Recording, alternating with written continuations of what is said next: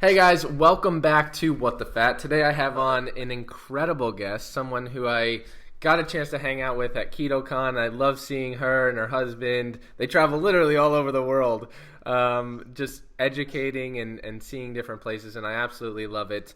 And you guys might know her by her Instagram name. I feel like everyone knows you by your Instagram name, Ketogenic Girl. But Vanessa, welcome to the show. Thank you so much for having me, Ryan. It's truly an honor to get to be on your podcast. So thank you so much for inviting me. Oh, thank you for coming on. I love everything you do. I think there's so many people in this space that are doing incredible work, and I love that you're like one of these people who have done incredible things. You publish an incredible resource in a book that I'm excited to dive into, but like every day you're always posting about how you're continuously studying and learning, and like you're going back to school to like learn all these new topics, and I just love it. Thank you. Yeah, school, I think going back to school has been the best decision I've ever made in my whole life. And just being in this whole keto space, I think, and being in this keto community and around people like you and so many amazing doctors and scientists, it made me want to level up, my knowledge and my experience. And it says so much about who you surround yourself with. And our community is just so amazing that I think it inspired me to go back and actually learn and study biochemistry and study science because I wanted to, you guys all inspired me so much. So, Oh, that's amazing. And so people would look at it, and I love, like, beyond even keto itself, I think that story alone is inspiring because people would look and be like, you've had a ton of success. Like, you're all over, you published a book, you have an incredible program and amazing website. And it's like, no, like, I want to level up. Like, I want to continue doing more. And so many people I think might get to your level and be like, oh, I'm just complacent here. This is great. But you're like, no, I want more. I want more. And I think that's incredible. So. thank you. Yeah, I think the best part about learning more about science is it enhances our ability to communicate these concepts better. And so if I can do a better job communicating that, then, that's what it's all about. Exactly. So I want to jump in. I want to kind of rewind and tell people if they don't know your story. I think you have an amazing story of like how you really like growing up and how you really got introduced to keto. Can you tell everyone a little bit about that? Yeah, so I was on standard American diet like most people, and just trying to do my best to be healthy. I actually was so concerned with my health and also with animal welfare that I became a vegetarian for 17 years. And it's not until now that I'm actually unwinding a lot of the poor choices that I made nutritionally during that time. Unfortunately, I just wanted to do the healthiest thing. And I also was really motivated by fat loss and losing weight and getting to a body composition that I would feel more body confident in and better in, as I definitely wasn't feeling good or body confident. I had a lot of pain too. I was having autoimmune reactions and I just didn't feel good in my body every day. And I felt like I wrote in my book, I felt like I was trapped in an elderly person's body every day because I just had no energy and I just was in pain all the time. So I started looking into gluten. Actually, it was my husband's cousin. I always give her props for this because she had kind of been exposed to paleo world and all this, and she had heard about gluten, I think probably through like Rob Wolf and some of these awesome people in the paleo space. And I did a gluten test. I found out I was off the charts sensitive to gluten. And I thought, well, I'm just going to try, removing it. And within 2 weeks, I had gone from being doubled over in pain, like clutching the wall, to no pain. And I'm like, this is just insane that just one little modification like that could make such a massive difference. So then I really ignited my interest in everything that was connected back to keto. And to me, keto really is ultimately, yes, you're emphasizing healthy fats and real food and nutrition, but it is kind of this combination of no grains, like no processed foods, no sugar, and also this intermittent fasting, which comes along often with it. And that combination together is so powerful for what it can do for your health that it really just ignited me. And like so many people in our community and space, they're just amazed by the results that they get from doing this stuff that they just want to go out and share and talk about it and spread, the information. That's amazing. And so you adopted basically a ketogenic lifestyle. Can you talk a little bit about like early on when you first started? Because I think a lot of people are in that state where they're like, all right, I haven't been doing this for years. Like you guys, what are some of the things that you learned early on? Like, did you hit a home run straight from the go, or were you like, oh no, I probably shouldn't do like this? And how have you tweaked it since? Yeah, I made every mistake that you could possibly make if you were trying to do keto. And I think that's what's so cool is that I got into this before a lot of people did. So I was able to screw up a ton, and then I learned from all my failures so that I could then be like, okay, well, these are all the mistakes I made, and these are how you can avoid making those mistakes. So it's really through trial and error and trying things out that you really learn. And I think that you and I probably got into this space around the same time where there really wasn't that much information available. A lot of this stuff was kind of gathering things from like these, online forums and just piecing things together. And so you had to try things out and test them out to see what would work. So I made every mistake I could imagine. I initially started keto to lose weight, ended up gaining 20 pounds on top of weight that I actually wanted to lose. And I was like, I thought I was doing everything right. And so that also impelled me and pushed me to research more and learn more. And then I finally got things really dialed in, started understanding this. Going back to school helped a huge amount. And then I put together a program. A lot of people were coming to me and saying I'm making all these mistakes too. So I decided I wanted to do this full time. I put together my program, which is a Ketogenic Girl program. And I attached coaching and support to it because, as you know, when you start out and you're making mistakes, it's so helpful to have someone there helping and guiding you along, and someone that you can just say, well, I could spend 10 hours you and I probably did researching this on obscure forums, or I could just ask one person a question and get the answer in 5 minutes. And I pride myself on doing that and answering people's questions, getting back to them really, really quickly. So it just saves people time to be able to do that. And I'm just happy that my experience I can share from all the mistakes I make and save people time so they can get the results and maybe not just try this and then give up a few weeks later because they're like, oh, it's too hard, or I'm tired, or I'm this or that. It's no, you don't have to, it doesn't have to be a struggle.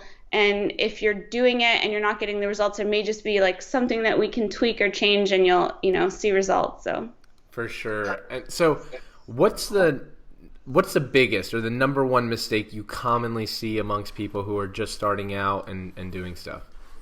I think that the biggest mistake that I see and that I made for myself was just really focusing on high-fat dairy and just eating all the fat to get to this certain macro percentages, and really it is getting those kinds of fats are great, I think, probably to help at first with going off of sugar and that kind of thing. But if you're doing it to lose fat like I was, you might end up gaining a lot of weight because those foods are really calorie dense.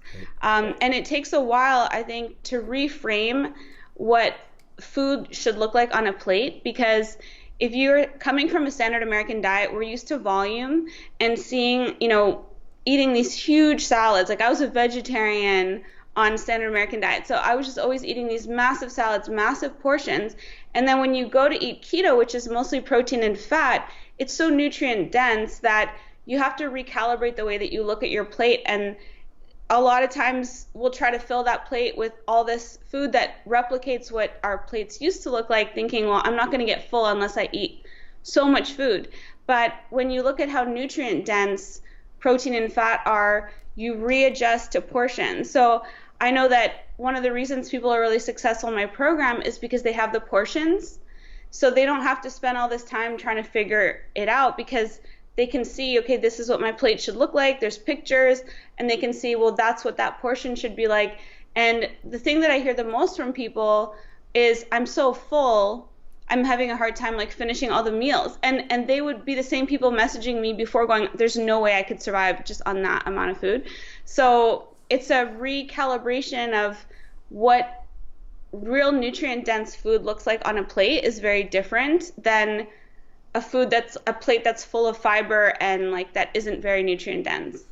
That's a really, really great point. And I think I see that all the time too, is people are trying to force fats in because they're like, oh, I need to be 70, 80, 90, whatever percentage they think they need to be in. And they're forcing it in when in reality you don't need to. And I'm excited to talk about some of your ideas on like protein and stuff like that, how you sort of bump that up more than people would typically assume. But to your point on the plate thing, one of the things that's interesting, and you know this by like if you ever go to a buffet, like they give you enormous plates, right? But there's like studies that show, and one of the things that, because this helped me because I'm the same way, like I'm used to huge portions, and my family, we used to eat like huge portions. But if you just take a plate and you like make it a smaller plate, even though it looks fuller, even though it's a smaller plate, if it looks fuller, you feel more satiated than if you were to take that same amount of food and put it on a huge plate because you think there's something missing. So that's like a little hack that I tell people is like, cool, just buy smaller plates than these big ones. It's such a good one. I've done a couple posts about how our plate sizes used to be around somewhere between 7 to 9 inches, and now the average dinner plate is 13. And that's just a massive expansion in plate size. And so to make, like you're saying, a big plate like that look full, you have to fill it with so much more stuff than like using, I like to use like little ramekins and like small plates, especially if I'm having something like pate, like that's so nutrient dense. There's no way I can fill like a huge plate with that, but having it in like a little container, it helps like reframe that. It's a really good point. For sure. And now let's jump into some of the intermittent fasting stuff, because I think this is fascinating, and I think a lot of people don't truly understand how long, like what is intermittent fasting, how long should I do it, and especially in females, I think that's one of the biggest ones I get, is that they don't really know how it differs between males and females. But I know you're a proponent of intermittent fasting. Can you talk a little bit about how you incorporate in intermittent fasting and keto and some of the benefits along with that? Yeah, so I really believe that keto itself is a fasting mimicking diet, and it is also mimics calorie restricted models where we see enhanced longevity and we see a lot of benefits of activating some of those pathways like AMPK, where you're getting all the benefits of calorie restriction and fasting while eating really energy dense and filling plates.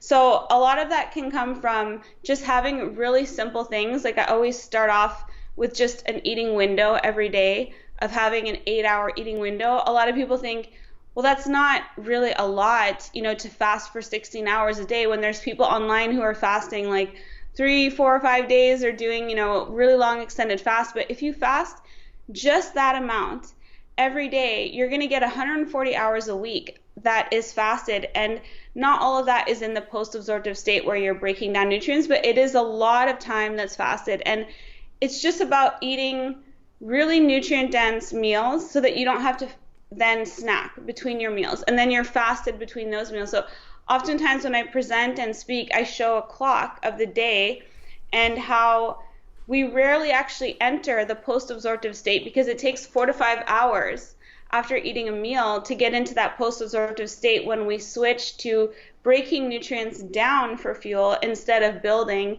and having insulin as the dominant hormone. Glucagon takes over.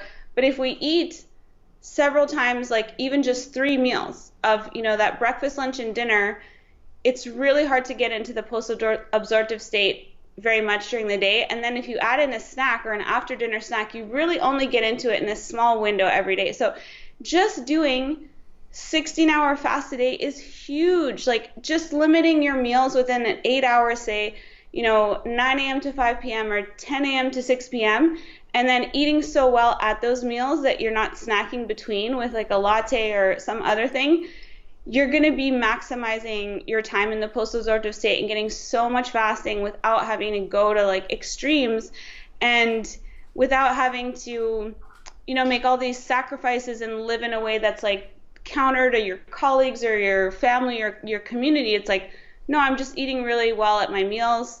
I'm naturally fasting between them because I'm really well fed, and you're getting so many benefits without, just from that carb restriction, without having to do like all this, all these crazy biohacks and things that we see online.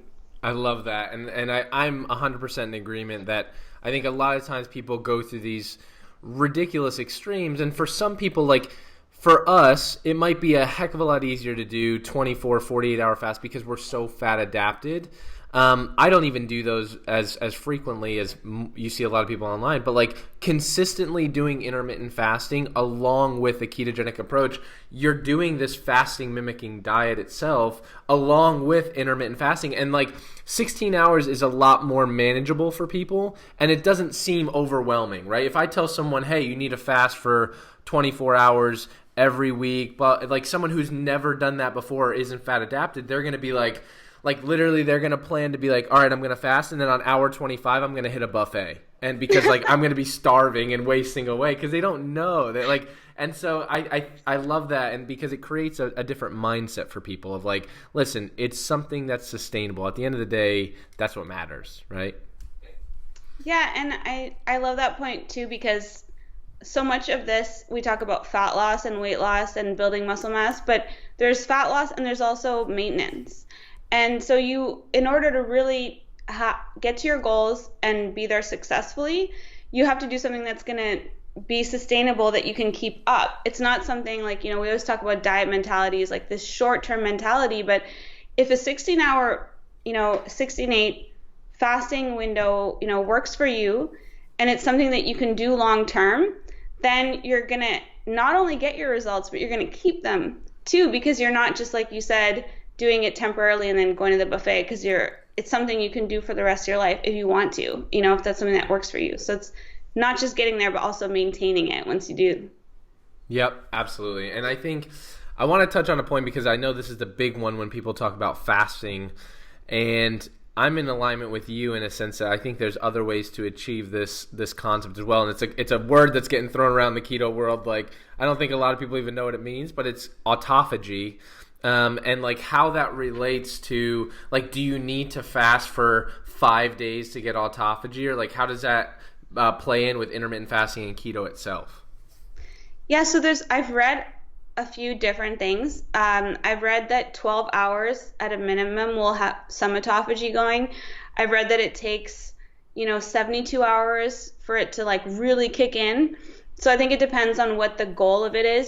So autophagy is this cellular recycling process where our cells have these little recycling plants in them, and they take folded proteins and damaged organelles, and we have these lysosomes and macrophages that will take them down to the cellular recycling plant, break them back down into individual amino acids, and then rebuild new proteins from that. And so the process of autophagy, I would guess, it is really activated fully in a big way with a longer fast. But I do think that there's probably a minimum. I don't know what it is yet, because I think we're still trying to determine what that minimum is. I read different accounts from it. Dr. Sachin Panda, I know they're doing a lot of work at the Salk Institute to determine what exactly that is. But basically, it gives your body an opportunity to do this recycling that it probably needs to do, just like we need to do with our homes. If we never took the trash out or never took the recycling out, a lot of stuff would build up and it wouldn't, be very pretty inside. So we have to do these things once in a while. And I think that I like to do a seasonal fast. It's seasonal or quarterly, so I'll do a longer fast of like 5 days, of like 3 or 4 times a year. And it's a nice way of resetting with the seasons, but it always feels very easy for me and very organic, and I would never push through it if it didn't feel good. I think probably a 72-hour fast for anyone who just wants to get a little bit of autophagy going would probably be huge. But even, again, just doing daily intermittent fasting, like, you're giving your body opportunity to rest.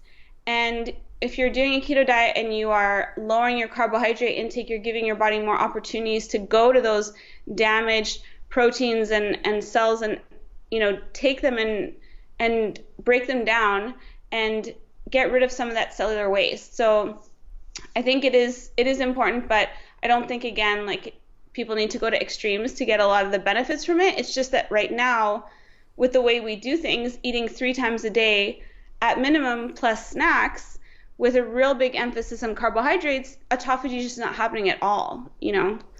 Right. So I'd love to see more research on the exact timing. I don't know if you have seen some on that. Yeah, well, no, I think you're spot on in the sense that it varies, it fluctuates, but I think the same way. I think daily intermittent fasting along with a ketogenic diet, and like Mike Mutzel presented some really good information on this as well. Like one of the things that creates autophagy greater than anything else is exercise. So like I think a lot of times people often overlook that and they think, oh, I gotta fast for this autophagy benefit, and like I think daily intermittent fasting, I think being in a ketogenic state and then doing some form of exercise, and it doesn't need to be hardcore crazy resistance training. It can be like a sprint, or it can be even walking. Like any type of daily exercise can help increase that autophagy process as well. So I'm with you in that I don't think it needs to be some extreme process that people dread, but I think it's something that can be worked on daily as long as people focus on it. Yeah, it's like just like you're saying, finding ways of making it work for your lifestyle, incorporating it in. Right. And so with your intermittent fast, I'm curious to hear, do you do do you typically eat at night or do you eat in the morning? Like, or do you switch around your eating window? I do it the same every day because I find it's just easier for me to fast in the mornings. I just don't feel physiological hunger usually until about midday. And I also find that's my most creative time of the day, so I try to block that off for creative work. And usually the times that I feel physiological hunger is later in the day, and that's also the time when I tend to have meals with family, with my husband, and with friends. So for me, even though I know there's research out there saying like closing your eating window at 2 p.m. is like the best thing, I tried doing that for a couple weeks, and it felt unsustainable, and it made me really grumpy because, you know, my husband was like eating dinner by himself, and like it was just sad. Like I was like, this is not worth whatever benefit it's probably giving me. You know, all of this is at the end of the day to have really high quality of life and like feel good and enjoy ourselves. So, you know, for me, I just try not to eat too late. I try to eat dinner as early in the day as possible. If it's at like 5 or, you know, early bird special time or something, like I love that. You know, my husband's parents actually, they like to eat around 5 o'clock. So when we're in Colorado, like it's awesome. And I see it in them. It aligns them more with circadian rhythms. They then start shutting things down and like turning off the lights and getting to bed like around 9. And then like you're asleep around 10, 11, as opposed to, you know, eating later, and then it just takes more time to like wind down and all that stuff. So I like to just usually have 2 meals a day. I usually have my first one like around whenever hunger hits, like around 1 or 2 midday, and then I usually do like a 6-hour window. For me, if I do a 4-hour window, I love that too because it's 20 hours fasted, but it's more just going by like what works for hunger and just what works for, you know, the people around me too. Right. No, that's awesome. I'm the same way.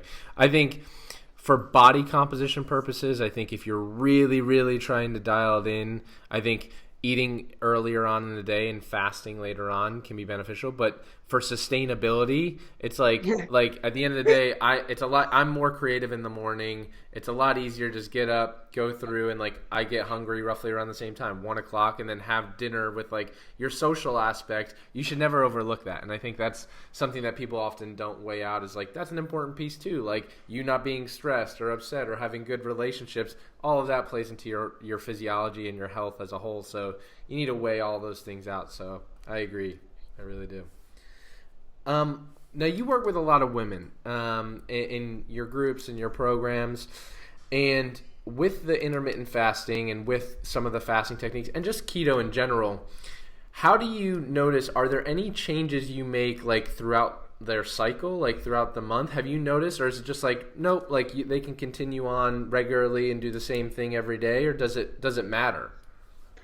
I do find that before a woman's cycle starts that they tend to, and I tend to as well, because of progesterone and estrogen really tanking in that last week, that the body will have cravings for things, and I'll tend to eat fattier foods, and it happens the same time every month. So like we'll be going out, if we go out to eat, we went out to eat at a restaurant the other night, and I find myself gravitating towards like the buttery sauces and the fattier, meats and things. And then, there are times in the month when I'm not as attracted to that kind of stuff. So I try to eat really instinctively and tell people too that, you know, I don't see that there's any reason to like do carb ups or things, because at the end of the day, physiologically, your body can make any carbs that it needs.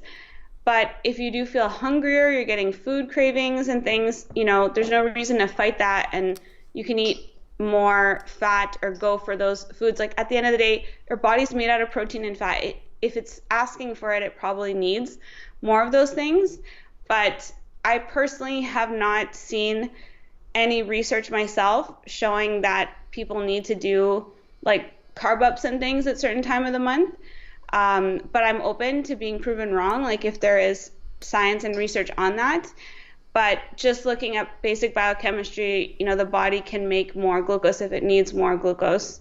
So, I think listening to those cravings and cues, it may be that your body needs more fat soluble vitamins, and that's why you're craving more fat in that time. It may be that it needs more protein for one reason, or certain amino acids. So the more you tune in and listen to what your body's actually asking for, you can really like tune in and follow that guidance, because it'll guide you. It'll make you more attracted to certain things and less to others. Right. And recently, that kind of leads into this, but like more recently, you've been bumping up your protein. And I know that's a very taboo thing. A lot of people think, oh no, you can't bump up protein too high. But you've been experimenting with it and you've seen incredible results. Can you talk a little bit about what your protein was at before and what you kind of bumped it up to, and kind of some of the things you've experienced? Yeah, so I would say that I find this topic fascinating, especially when it comes to women, because I think that women have restricted meat typically more than men.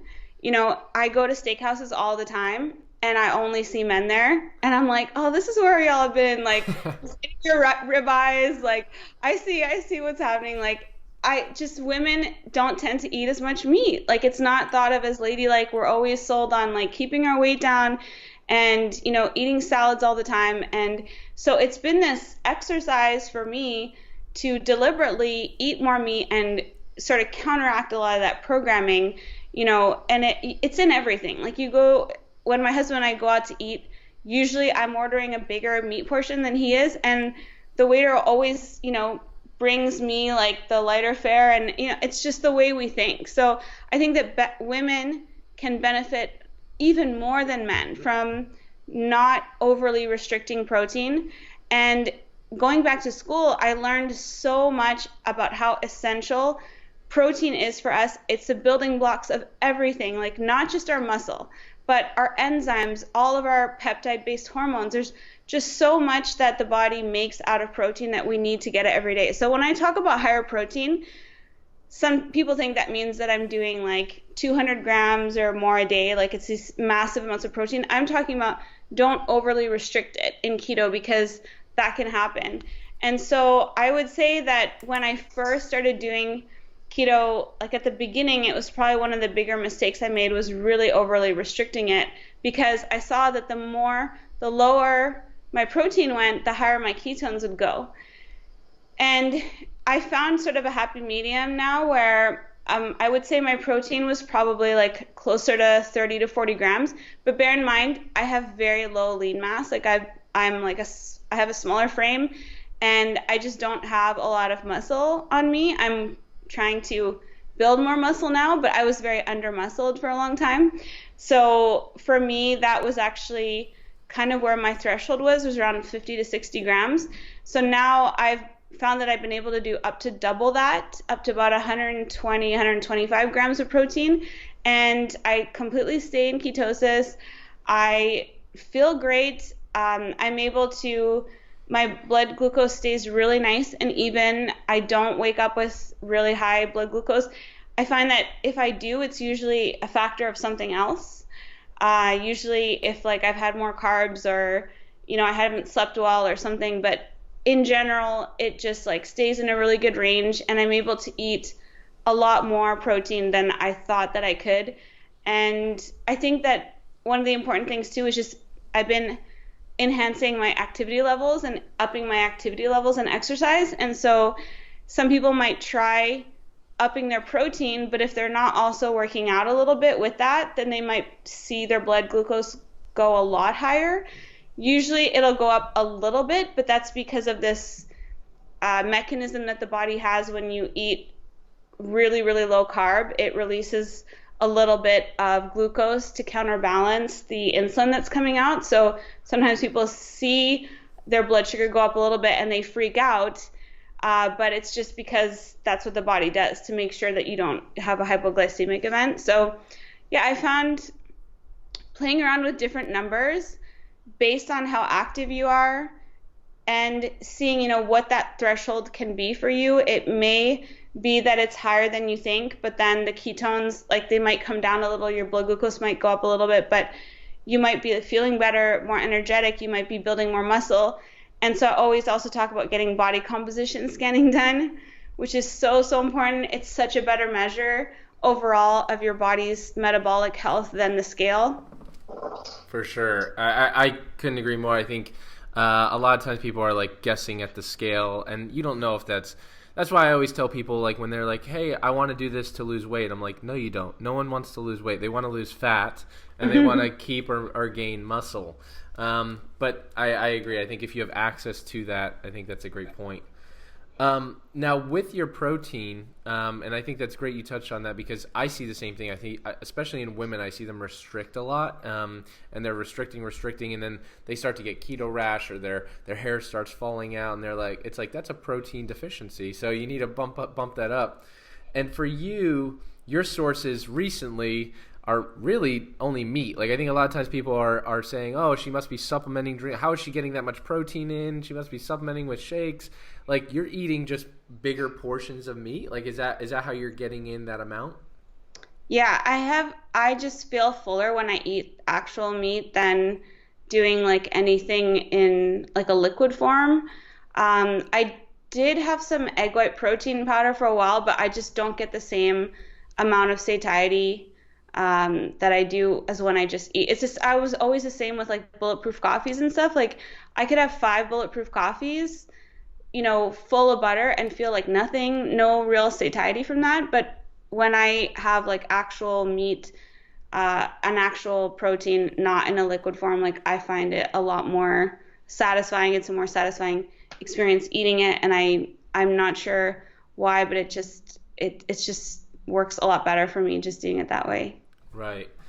And you recently have made a transition, and you've gotten more carnivore-ish. Can you tell us about like that transition and kind of what sparked that interest in you and some of the things you've been seeing? Yeah, I think I love that you use the word carnivore-ish because I get at least once a day someone asks me if I'm carnivore or not, and I'm like, well, I am, but I do still have 100% dark chocolate sometimes. Like I started doing that like a year ago, so I don't feel right saying that I'm carnivore because to me, carnivore is like food sober. Like you are just basically, to me, carnivore is like the same thing as strict carnivore. Like you're just eating meat pretty much and water. Like, so I still have coffee. I still have some dark chocolate. Like, I don't, if there's like herbs or things, like I couldn't get to that level. Like, but I do find that by restricting carbs more, that my body's able to tolerate more protein.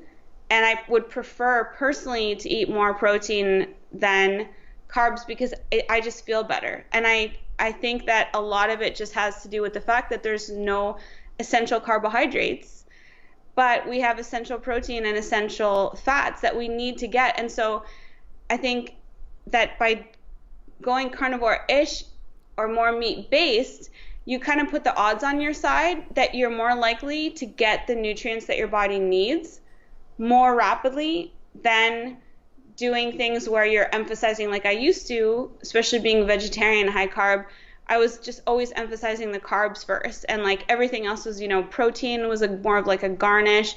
It was like something, an afterthought, So by prioritizing and basing the plate first on protein and fat, you just make sure that you're going to get probably your daily protein needs met more. You're probably going to get more of the fat soluble vitamins you need and things, more of the essentials that you basically need.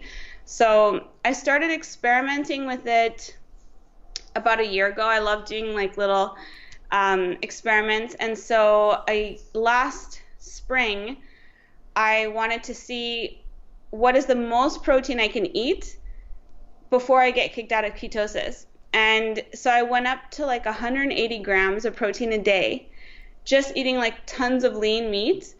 And I was still getting ketones like above 0.5. So I tested that out, I think, for about 10 days. And consistently my body was still getting in ketosis. So I started wanting to try different things. And I found doing that I actually really enjoy eating meat. And that for me, that was like kind of a better trade-off. So that may not be the case for everyone. And I know a lot of people love eating carbs. It's just kind of where I'm at right now. And I'm going with like what feels the best to me and what seems to be the most reflective in what I'm learning and studying. It's just kind of re-emphasizing everything that I'm learning in biochemistry. So it gives me more motivation, I guess, in a way to do it that way. And what do you do, any organ meats, or do you just do like muscle meat? Yeah, that was a big thing for me and it still is every day I make sure that I have some kind of whole organism. So whole organism, nose to tail.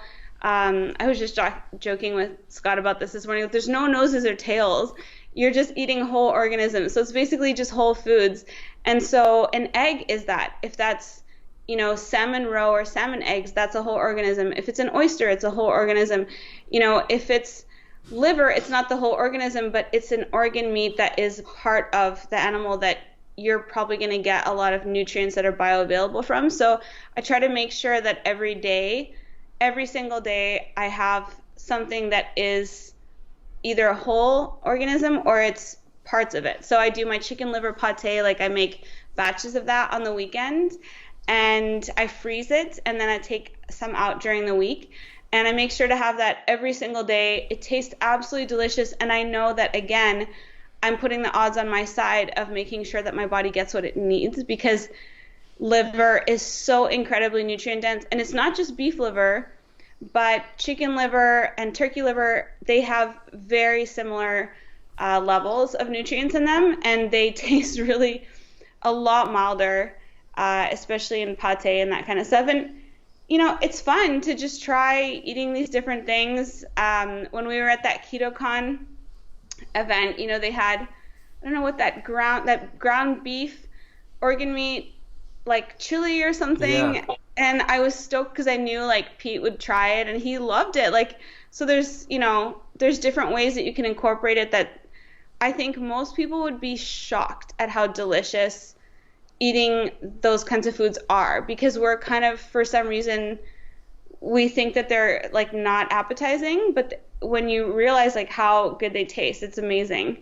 I agree. I think there's so many ways. I've learned, like Danny talks a lot about this, Danny Vega, and like all about how do you incorporate in some of these organ meats to make them delicious, like meatballs or things like that. And I think that's a big piece, and I'm glad that you incorporated in, because even people who are carnivore-ish, I think it's an essential thing to do. Like I see a lot of people who are attempting to do carnivore, and it's like they're going and getting a Flying Dutchman every day, or they're getting a McDonald's Big Mac without the bun, but like that's all they're eating. It's like, well, that's really not a well formulated carnivore diet. Like you need to incorporate some of these like other aspects about it. So I love that that's a big focus for you, and like incorporating that stuff in is big.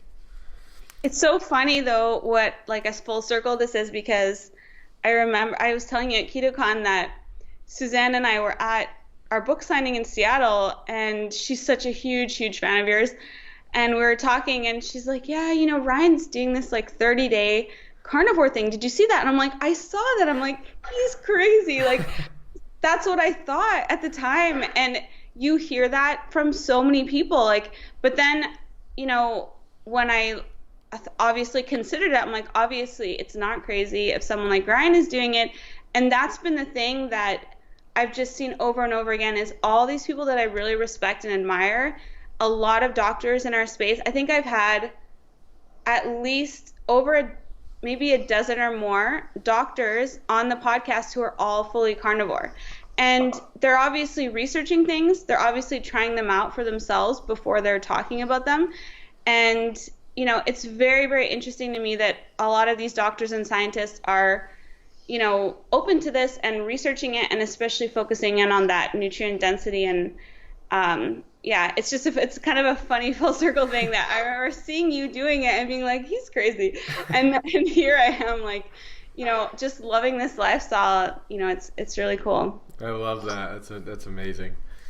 Now you travel all over, and you live in Prague mostly, but I feel like you're traveling to the States, all over it. How have you noticed that, like, it's more difficult or less difficult eating in certain places, or like how have you kind of worked that out for yourself?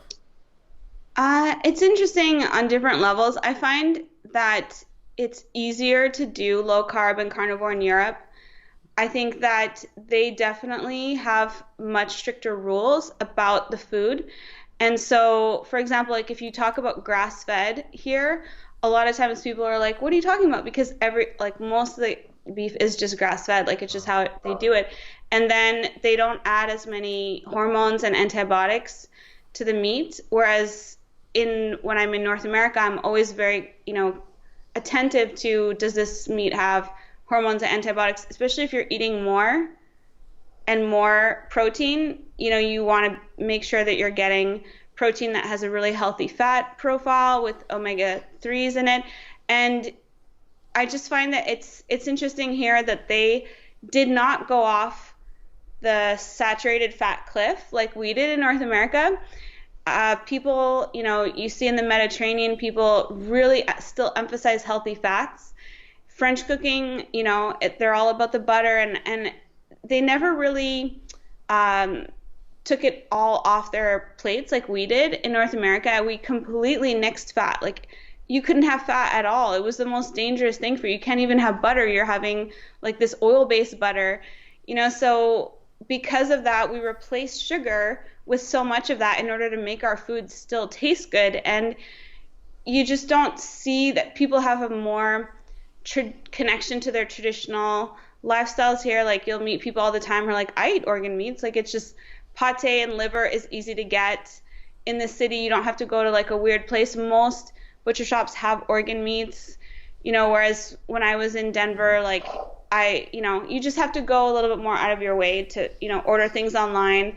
So I do find in Europe that they are more, I have no idea what it's like in Asia now, but I do find that it is easier here than in North America. But the one thing I'll say about being in North America is that it is so easy to eat out and order things and customize them.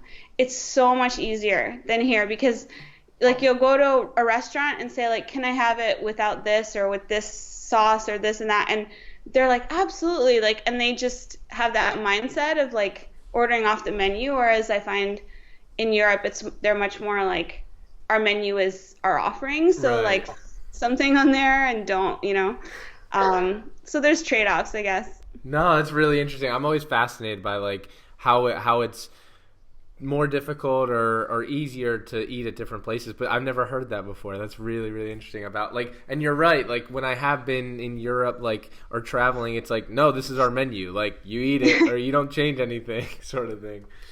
Oh gosh. Now I don't want to take up too much more of your time, but I want to talk about your book. What inspired you to write it? What's like the gist of it? Like what would people expect with that book? Yeah, Keto Essentials. I have it strategically here behind me. So at the time when I wrote this book, I think was similar to you in that there was like there's barely any information out there about keto. And so I had already created my programs and meal plans, and I wanted to create a book that explained the science of keto. And my publishers wanted me to do a cookbook, and so we kind of compromised and created a hybrid that has, explains the science and why your body can be a fat burning machine. This is how you get, access to your fat stores, and really breaking it down in a basic way, and just providing as many delicious recipes as possible so people can just see that, it's not this weird way of eating. Like, I remember just seeing weird stuff at that time. Like, I was watching this Dr. Oz video on YouTube, and they had some athlete on who was doing keto, and they had these big plastic containers of oil and cashew nuts. And he's like, this is what I eat on keto. And I was like, there's just like, because if you're coming to the space now, and keto has exploded, like especially in the past year, there's so many resources, there's so many things, and I think maybe it's a bit easier to understand, but at the time, there was a lot of bad information, a lot of bad facts out there, and so I wanted to contribute to, helping people to understand it's easy, it's just real food, this is how you can incorporate it, and explain some of the mechanisms. Like, you don't have to just live in this sugar purgatory of always burning sugar. You can also burn fat. And that's what I really tried to get across in the book, and explain the connection between the endocrine hormonal theory of weight loss versus just, the traditional caloric model of weight loss. I love it, and it's an incredible resource. It's one of the ones I always point people to, because Thank you. you did such an amazing job bridging that gap between, like, hey, here's basics, but with science and amazing, delicious recipes. So huge kudos to you. Thank you so much. Thank you. That's really, really awesome of you to say. And so, what else? What's on the horizon? I know you're doing 1,000,010 things. You're going back to school. What do you have? Is there anything new that you're working on coming soon? So the biggest priorities that I have right now are finishing school. So I've gone back to University of Toronto to study biomedical science, and that program is going to finish in early 2020. So it honestly takes up about 90% of my time is just studying for that every day. And when I'm not doing that, I'm sharing and posting on Instagram. I'm coaching the members of the 20-day Ketogenic Girl Challenge. And I've been more recently working on developing a carnivore plan for women, because a lot of people think carnivore is easy to do and straightforward. And I definitely thought that when I first started. But the longer that I've been in this carnivore community and seeing the number of questions that people have every day about carnivore, the number of people who are doing this zero carb or lower carb, and they're not losing weight. Sometimes they're gaining weight. Their blood sugar is going up way too much. Their blood markers are going in the wrong direction. And carnivore is not an all-you-can-eat, meat diet. That's not what it is. It's really focusing on nutrient-dense foods and maximizing your nutrient, absorption. And I just think that there is some kind of need out there for something like that, a program that shows you exactly what to have in that day with support. So if we need to tweak things, we can do that in the group, in the coaching group, and just be there as a support for people, because there's an infinite amount of questions that people have about all of this, as you know. Right, and that's amazing. I'm definitely looking forward to that, because I think there does need to be some place where people go for support and to have that. So definitely let me know whenever that's ready. Awesome.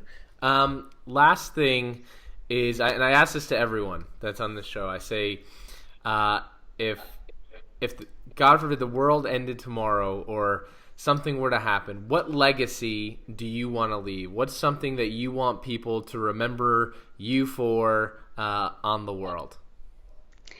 I definitely think that my mission in life is to help democratize health and access of health to more people in the world. And so that is something that I hope will be my legacy. And what I'm striving towards is just advancing the science of keto so more people understand it. I hope to be able to contribute to some studies and research on ketones, because they're absolutely phenomenal, mind-blowing molecules, and just to help more people get access to health more easily, so it's not just, something that only the elite can have, but everyone can be healthy and not, suffer and end up declining in life. You don't have to decline in life. You can grow better in life. I love that. I love that. Well, thank you so much. This has been incredible. I've learned a ton, and I know so many people are going to listen to this and be inspired and hopefully take action towards bettering their health and bettering their long-term journey. So last thing is, where can people find you? Where can they research your website, social media, and everything? Yeah, so I host the Fast Keto podcast, which is a weekly podcast. I spend most of my time hanging out on Instagram because we have so many awesome people in our community, and I love connecting with all of our friends there and seeing what everyone is doing. And that's at Ketogenic Girl. And I also have like a YouTube channel, Facebook page under the Ketogenic Girl. My program is at ketogenicgirl.com. You can also find my cookbook there, which is Keto Essentials. So I'm always just trying to put out lots of resources for people, and I love hearing from people on their feedback. So feel free to drop a comment. I pretty much answer every single comment I get on Instagram. So that's incredible. Well, Vanessa, thank you so much. You're an incredible inspiration, and I'm super honored and proud to know you and have you as a friend and inspired by everything you're doing for the keto community. So thank you so much for coming on. We really appreciate you. Thank you, Ryan, and thank you for being such an inspiration. I really look up to you. I admire all you've done at such a young age, too, and it's awesome to get to know people like you who inspire me to level up. So, oh, thank you so much. Guys, make sure you go check out Vanessa. She's doing incredible work. Appreciate you guys tuning in, and we'll talk to you soon.